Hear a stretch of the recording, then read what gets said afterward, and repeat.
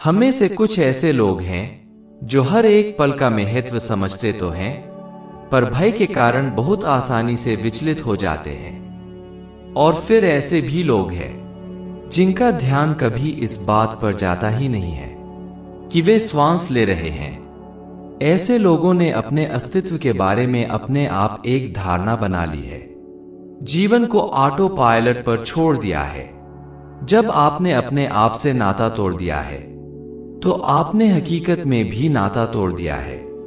अक्सर लोगों का ध्यान मरने के डर के कारण इस बात पर जाता है कि जीवन अनमोल है। किसी से कहिए कि उनके पास जीवन का सिर्फ एक सप्ताह बचा है तो अचानक उनके लिए हर श्वास का मूल्य बढ़ जाता है।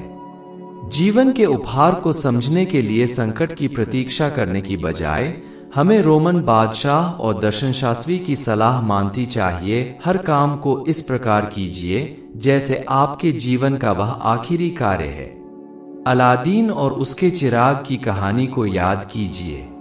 जब वह चिराग को रगड़ता है, एक शक्तिशाली जिन्न आता है और उसकी इच्छाओं को पूरा करता है। कल्पना कीजिए कि मैं आपको अलादीन का चिराग देता हूं और कहता हूं 2 घंटों के लिए वह चिराग आपका है।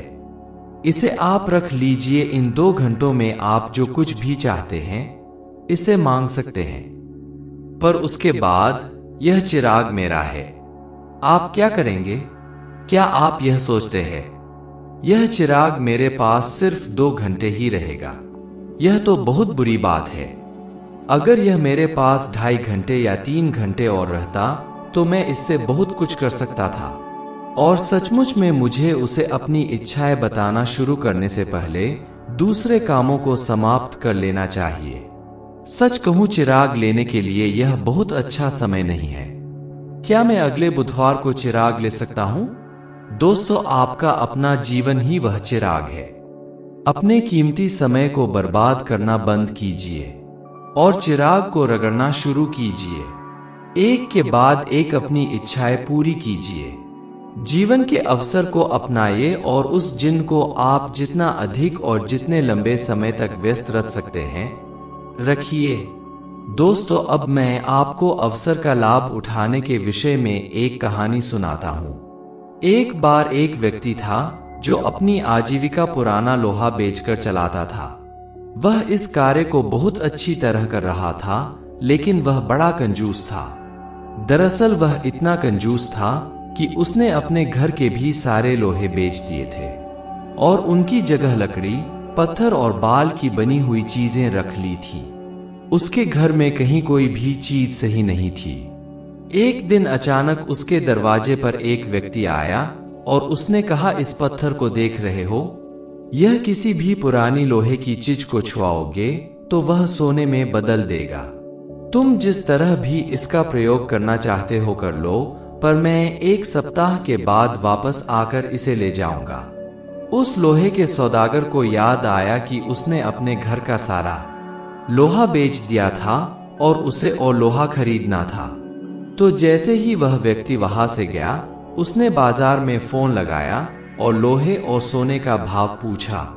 तो सोना लोहे से बहुत अधिक कीमती था, पर उसे लगा कि लोहे का भाव भी बहुत अधिक था। उसने सोचा, मेरे पास पूरा 1 सप्ताह है, मैं इंतजार कर लूंगा। और उसने पूरा सप्ताह इंतजार किया। हर बार जब वह लोहे का भाव पता करता, उसे बहुत महंगा लगता। यहां तक कि जब भाव गिरने भी लगा तो भी उसे बहुत ज्यादा लगा। दिन प्रतिदिन वह लोहे की खरीदारी को टालता रहा। वह किसी भी तरह इतना अधिक भाव देने के लिए तैयार नहीं था। और फिर ठीक 1 सप्ताह बाद वह व्यक्ति उसके दरवाजे पर आ गया और बोला, मैं अपना पत्थर वापस लेने आ गया हूं। लोहे का सौदागर हैरान रह गया, उसे तो समय का ध्यान ही नहीं रहा था। अब वह परेशान होकर अपने घर में इधर उधर लोहा खोजने के लिए दौड़ने लगा, पर हर चीज जो वह उठाता वह लकड़ी, पत्थर, कागज की थी। अचानक वह व्यक्ति उसके पास आया और उसने उसके हाथों से पत्थर से लिया। उस व्यक्ति ने कहा, समय पूरा हो गया है, अब यह मौका तुमने गवा दिया। तो दोस्तों, हमारे पास भी यही मौका है। अगर हम इस समय को सही से इस्तेमाल नहीं किया तो यह समय भी चला जाएगा। दोस्तों, हमारे पास कितना समय है? 25.550 दिन। क्या आप जानते हैं यह अंक क्या दर्शाता है? यह दर्शाता है कि यदि हम 70 साल जिएंगे तो हमें इतने ही दिन मिलेंगे। ये बहुत नहीं है ना। अगर आप 100 माल भी जिएंगे तो सिर्फ 36,500 दिन ही मिलेंगे। काफी गंभीर बात है। अब हमें एक और हिसाब करना होगा। अभी तक आपने जितने दिन जी लिए हैं उन्हें घटा दीजिए। अब आपका नया अकाउंट कैसा लग रहा है? मैंने अपना हिसाब कर लिया है और मैंने गिनती बंद करने का फैसला किया है। अगर सारी चीजें प्लान के अनुसार चलीं और आपने अपनी पूरी जिंदगी जी भी लिया तो भी समय बहुत कीमती है।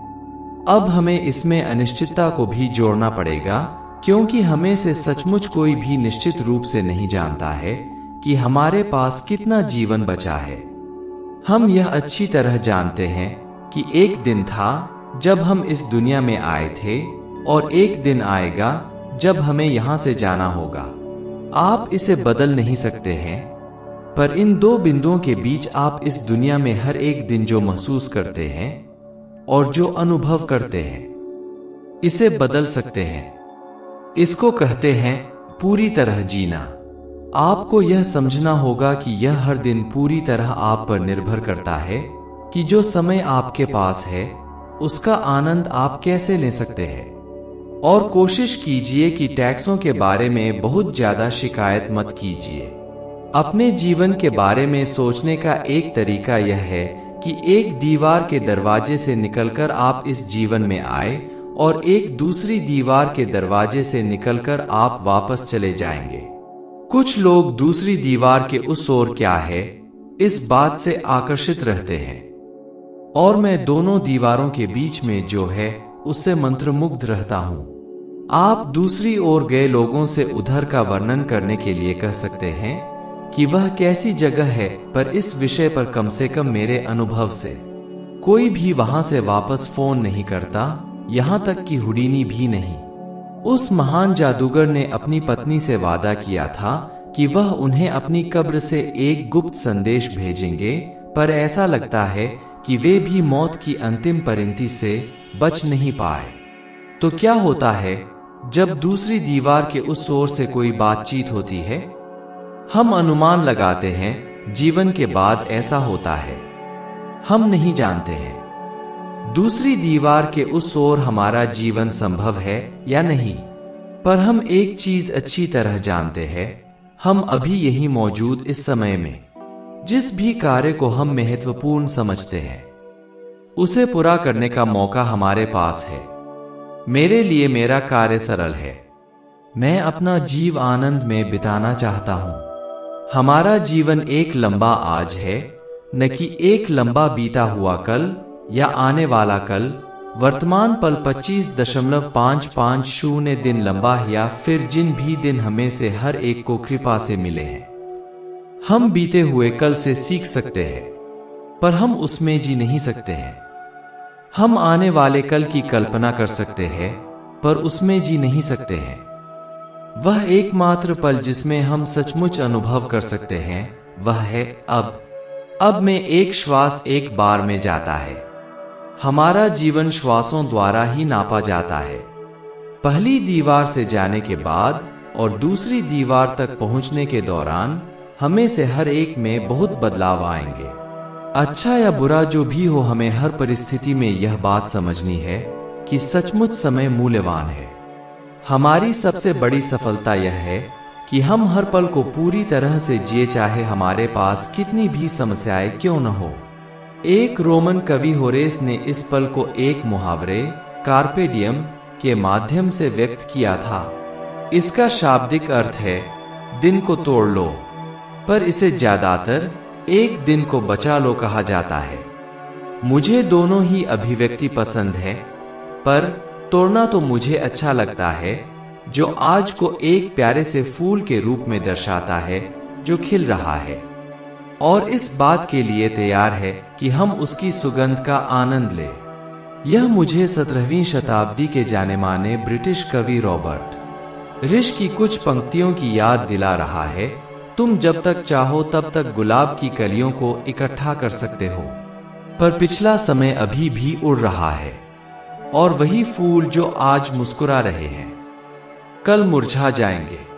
आत्मज्ञान एक सुंदर धागा है जो न जाने कितने सालों से बुना जा रहा है, और इतने वर्षों के बाद भी शब्दों में व्यक्त होकर आज भी हमारे लिए गुजरता है।